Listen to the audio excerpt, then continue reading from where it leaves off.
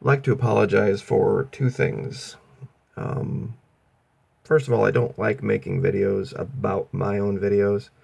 It seems incestuous and narcissistic, but I kind of have to today, and that's the second thing I have to apologize for.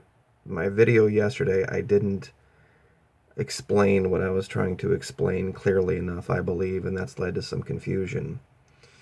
So I'm going to try to walk through this in a slower, clearer way about what the news conference was about yesterday and why it's related to this.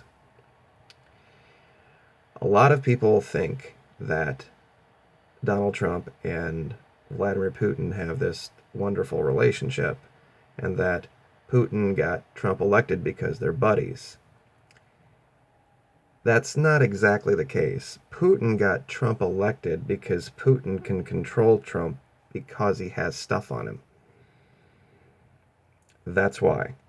So digest that with the next statements that I'm going to make. Trump didn't like the fact that Putin had this stuff over him, but he liked the fact that Putin was helping to get him elected. So it was kind of one of those love hate relationship things. Trump just had to figure out, once he got elected, how to get out from under the blackmail. So this is how he did it. This whole press conference that you saw yesterday was entirely staged, completely and totally fabricated.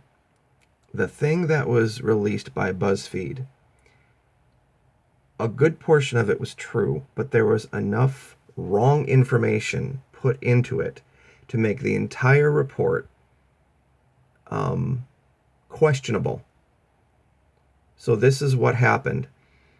In the movies, there's always the show where the person doing the blackmailing shows up with this cryptic looking envelope and then hands it to the person being blackmailed, who then looks at all of that and then realizes, oh no, I'm in trouble, and then they sit and negotiate what's going to happen. That's not how blackmail happens in real life. How blackmail happens at this level is Trump didn't know exactly what Putin had on him. So he had to find out exactly what it was so he could find a way to disprove it. And it took him a while, but he finally did. The big question that Putin needs to ask himself is, where is his leak? Because that's his problem. Once it got to Trump that the issue was some compromising thing in a hotel room somewhere, this was a pretty easy maneuver for this guy. He gets the information, he mixes it with a statement about somebody being in Prague that wasn't there. He, misspells something, and here's the most important part.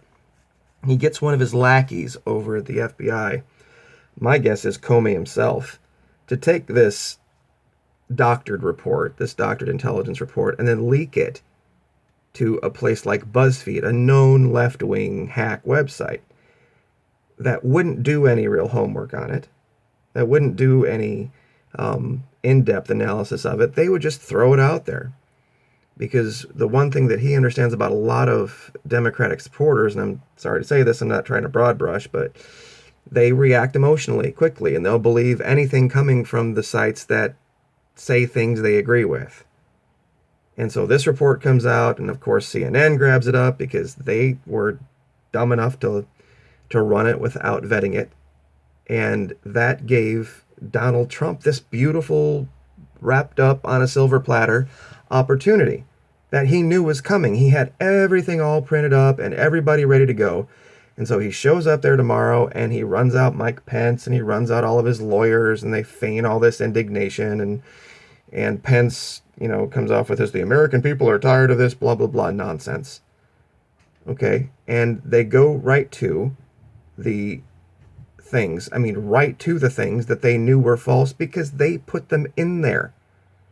The thing about the guy being in Prague and the thing about the name being misspelled and all this, a lot of that information was exactly right or very, very close to what Putin has on the guy. But now they've been able to call this out as fake news, and he was able to label CNN fake news, which is what he's wanted to do all along. And simultaneously, now he's completely eviscerated Putin's trump card. Pardon the pun there, but the thing that Putin had on Trump, now he really can't use, because if he tries to run it out, Trump is going to point back to this press conference and say, see, we disproved this a long time ago, so now we know this is all fake news, even though it's not. And believe me, Putin is not going to sit still for this. The first thing he's going to try to find out is who leaked it. Who, not the report per se, but what exactly he had on Trump. And that was the whole thing with Trump coming out. Remember yesterday he came out and started talking about the hidden cameras in hotel rooms and all that? That was him talking about himself there. Because he figured out somehow he got somebody inside over in Russia to pull this stuff out. And I would not be surprised one bit if Melania didn't have something to do with this. Because if you look into her past and who her family is, they're not exactly pure and innocent as the wind-driven snow. But that's all speculation on my part. I mean, it could be anybody. Bannon's got ties over there. Manafort's got ties over there. He's just, he's been hip deep with these people for so long. So I hope this kind of clears everything up about what I was saying yesterday. This report is neither entirely true, nor is it entirely false. But that's exactly what Trump had to have people believe, because people on the left who don't like Trump want to believe the whole thing's true, and people on the right who love Trump don't want to believe the whole thing's false. And that's the trap. It's just like the binary programming trap. It's the exact same thing, and Trump knew that's how people think. He thinks in 140 characters. And that's how he has to have his supporters think. And he also has to have his enemies thinking that too. That puts everything down on his playing field. And that's where we cannot allow this to go. We cannot let him dictate the playing field on which this debate happens. Because when we do, he wins. So I hope this cleared everything up and was enough information that people can grab onto to understand the game being played here. I have a friend in Washington I talked to. I'm not going to reveal that person here now, but there's apparently a lot of tension, and has been, in Washington for a while. And my guess is that they probably knew about this play. That if Trump were to pull the rug out from underneath Putin, that Putin's not going to sit still for it. And they were preparing for some kind of retribution from them. So, and mark my words on this, if something happens to Donald Trump, if anything happens this way and it comes from the Russians, you can guarantee the Trump campaign has a plan to lay it at the feet of Hillary Clinton. Because they already put that out a long time ago, that Hillary and the uranium and all this other nonsense. That it's going to be somebody from the left, high up, that wanted to discredit the Trump administration or destroy him or something like that, that they're going to find a way to lay it at the feet of the Democrats. And this smacks, it goes right back to, the way they did 9/11 too. That nobody ever questioned how magically within hours they found one of the passports of the terrorist and that had flown out of the towers where it was burning at 3,000 degrees that melted steel. But that's another story for another day. It's the same tactic. It's going to be the exact same tactic. They have all this stuff planned out, laid out, ready to go. And it's just this sick game that they're playing with the American people. It just drives me insane, because they know that most people don't want to sit and think about this stuff, and they don't want to analyze it. But it's our country, and it's getting taken over by people that are just going to destroy it from the inside out.